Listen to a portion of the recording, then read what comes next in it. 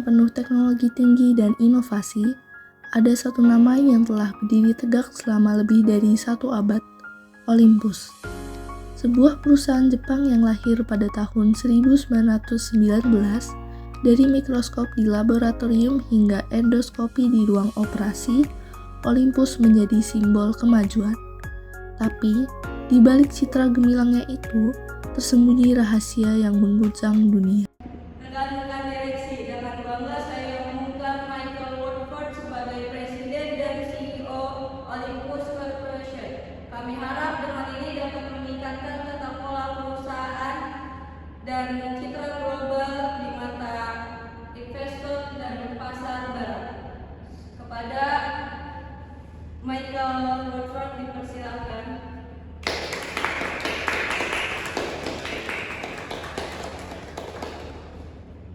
Pertama-tama saya ingin mengucapkan terima kasih kepada para direksi karena telah memberikan saya kepercayaan untuk menempati posisi ini. Saya berjanji akan membawa Olympus ke tingkat yang lebih tinggi pada fase transparansi dan juga efisiensi, sehingga akan membawa nama Olympus lebih tinggi lagi di pasar internasional.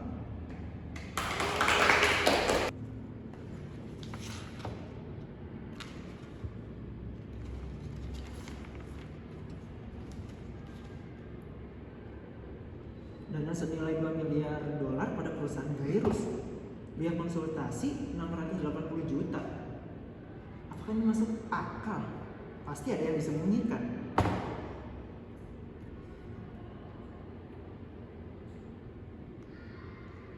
Halo, tolong kumpulkan para direksi untuk mengadakan rapat darurat. Bisa dimulai. Selamat pagi semua teman-teman direksi. Pagi Pak. Terima kasih karena semua sudah hadir di sini. Saya minta waktu karena ada sejumlah hal dalam laporan keuangan yang perlu kita tinjau bersama. Saat menelaah kembali transaksi akuisisi Gairus, saya menemukan pembayaran biaya penasihat senilai sekitar 680 juta dolar. Angka ini tentunya tidak lazim, apalagi tanpa rincian yang jelas. Boleh kita lihat?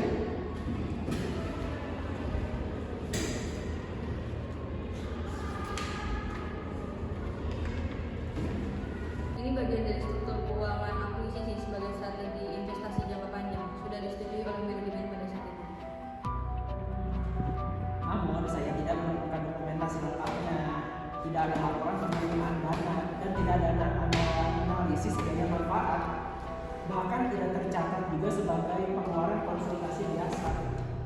Kami memahami pertanyaan Anda, tapi ini transaksi lama dan ini sudah terlibat ke pihak eksternal. Kami perlu waktu untuk mendapatkan semua buktinya, Pak. Betul, saya juga mengambil penjelasan itu. Tapi sebagai CEO, saya bertanggung jawab penuh terhadap transparansi.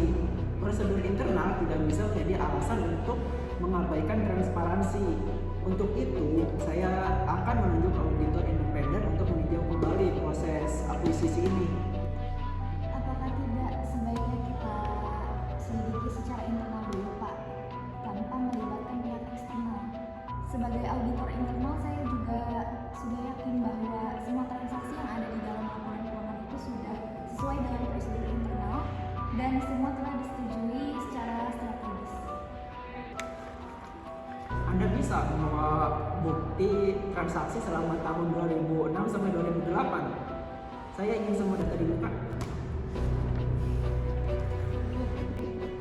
Anda tidak mengerti budaya kami. Kami tidak mengungkapkan secara terbuka seperti di barat. Mungkin sebaiknya Anda tidak menyelami terlalu dalam demi keharmonisan perusahaan. Para eksekutif perusahaan mengecam tindakan pembongkaran skandal ini. Para dewan eksekutif mengusir sekaligus memecat Woodford agar kecurangan yang mereka lakukan tidak terungkap. Woodford dipecat setelah 6 bulan menjabat sebagai direktur utama perusahaan Olympus. Setelah dipecat, Woodford kembali ke apartemennya untuk mengemas barang-barang miliknya dan kembali ke negara asalnya. Sebelum meninggalkan negara Jepang, Woodford tetap mengusut skandal Olympus. Ia pergi untuk menemui Jonathan Sobel yang bekerja sebagai koresponden surat kabar Financial Times untuk mengungkapkan skandal Olympus.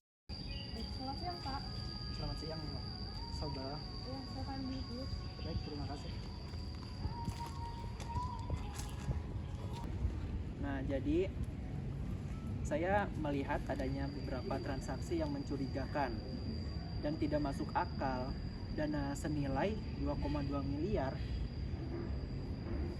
diberikan kepada perusahaan Gairus yang merupakan produsen peralatan medis dari Inggris, yang dimana dana ini meliputi pembiayaan yang diberikan kepada penasihat finansial Amerika Serikat senilai 680 juta dolar, serta ada pembayaran senilai 773 juta dolar juga kepada 3 perusahaan investasi lokal juga. Berarti ini soal satu transaksi akuisisi. Bukan hanya itu, ini pola transaksi besar juga seperti akuisisi Gairus yang dimana digunakan untuk menutupi kerugian lama, yaitu kerugian investasi dari akhir 1990-an. Mereka menggunakan metode akuntansi yang disebut Tobashi, yang dimana kerugian dialihkan ke anak perusahaan bayangan lalu dihapuskan juga pelan-pelan lewat pembayaran fiktif ini. Kemudian perusahaan senilai 680 juta dolar sebelumnya merupakan bagian dari proses pembersihan perusahaan cangkang di luar negeri yang dibayar untuk mengambil alih aset beracun. Nah, tapi semua tanpa transparansi dan juga tidak pernah dilaporkan ke pemegang saham juga. Apakah semua dewan direksi mengetahui ini? Saya yakin beberapa dari mereka pasti tahu, tapi memilih untuk menutupi skandal ini demi keharmonisan perusahaan.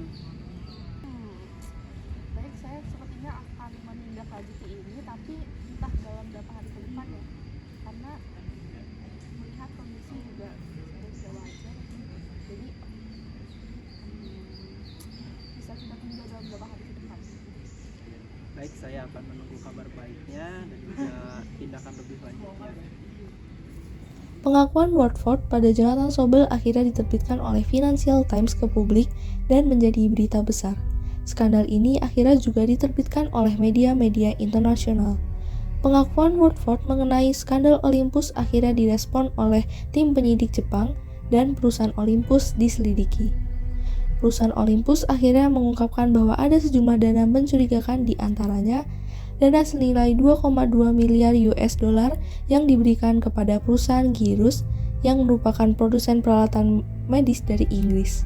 Dana ini meliputi pembiayaan yang diberikan kepada penasihat finansial Amerika Serikat senilai 687 juta US dollar serta ada pembayaran senilai 773 juta US dollar kepada 3 perusahaan investasi lokal.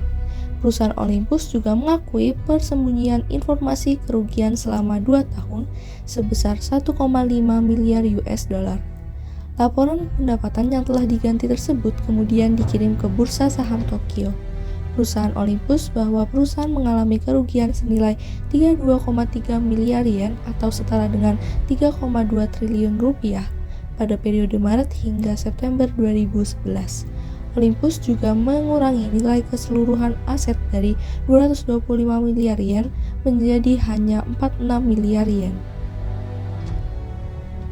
Diketahui bahwa pihak yang bertanggung jawab atas skandal ini adalah Tsuyoshi Kikukawa yang merupakan mantan direktur utama perusahaan Olympus yang menjabat sebelum Woodford, Hisashi Mori yang merupakan wakil direktur perusahaan Olympus, dan Hideo Yamada sebagai auditor internal juga ikut bertanggung jawab karena berusaha menutupi skandal tersebut.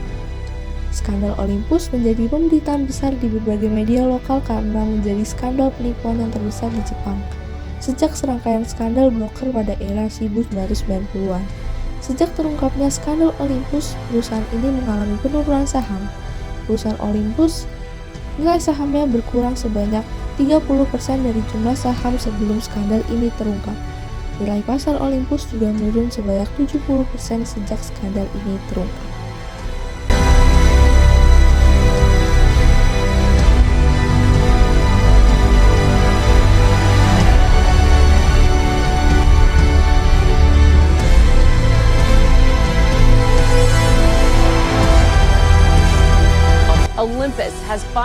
put us in the picture. The Japanese camera maker says it did cover up losses, hiding them in dubious deals worth more than $1 billion. The scandal came to light after newly appointed CEO Michael Woodford asked for answers. He was swiftly dismissed, with Olympus citing management issues.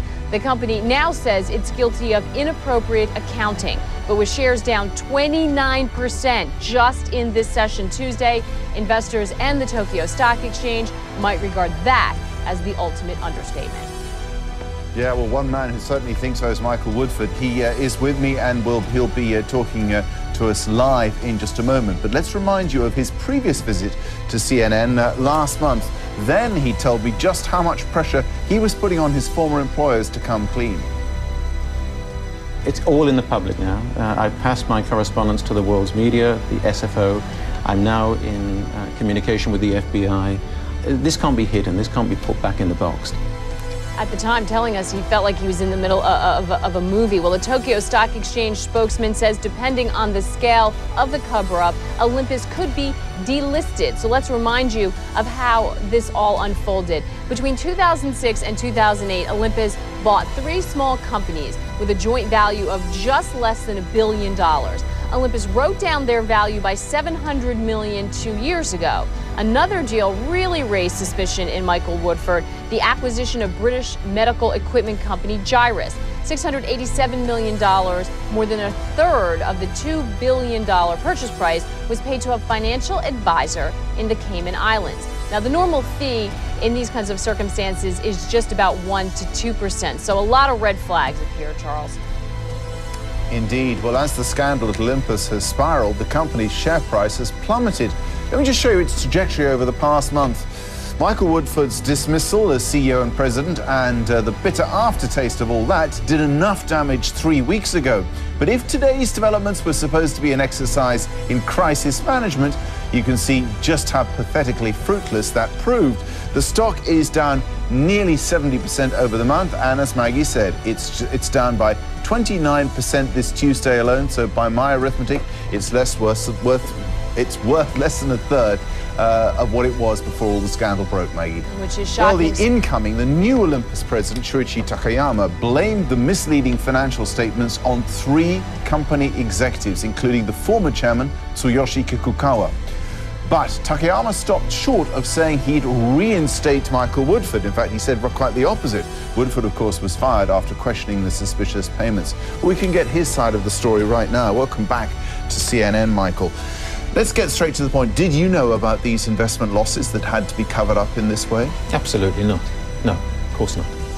How come you as president could have possibly, and as a senior executive before that, have possibly been unaware of these kind of practices? Again, I didn't arrive in Tokyo as president until the 1st of April this year.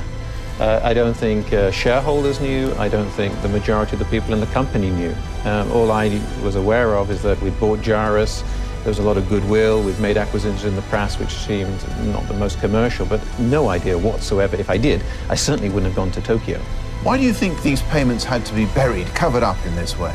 It's a good question. I mean, they say it goes back to the early 1990s and that there were losses on securities trading. What we have to ask now is what were those losses? How big were those losses? And then the amount of money we paid, nearly $1 billion on these acquisitions at current exchange rates, plus 700, looking at over $1.5 billion has been paid. Now, who has that gone to? Who's assisted Olympus? Who's received money from Olympus in these transactions? And those are questions of fundamental importance and need to be answered. Well, let's try and flesh out a few answers, because clearly, if it had been known that Olympus was losing money on this scale, presumably the share price would have dived, and I imagine that some of the executives who've been forced to fall on their swords would have had an interest in keeping the share price high. I mean, this goes back to the early 1990s, according to the statements made today, so it crosses 2 presidencies.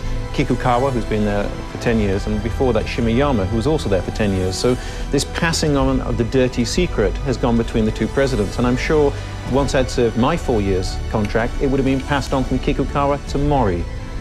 Well, Reuters had an interesting report in the past 24 to 48 hours, suggesting that the reason that Olympus parted company with its auditors, KPMG, a couple of years ago was because KPMG and Olympus differed as to how some of these issues, some of these acquisitions ought to be accounted.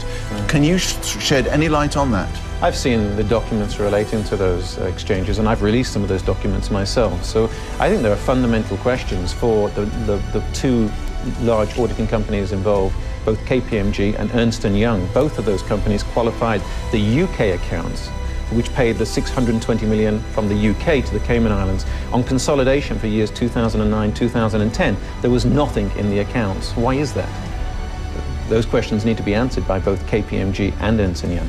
Do you think that actually auditors can work hand in glove with, if you like, old school Japanese bosses, which it seems to be, you know, that Kikuyama and his predecessor were old school Japanese bosses who like this kind of subterfuge, and you know, might, as a result of what the questions that you want to ask, might the auditors be in the frame?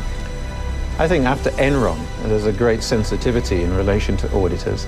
Certainly in the UK, the partners did their duty. They qualified the accounts, and I think they have to answer. They have to stand up, both of those large firms, and explain their part in this. At the moment, they've been saying client confidentiality, but again, with the investigations, which hopefully will take place from here onwards, they will be made to answer.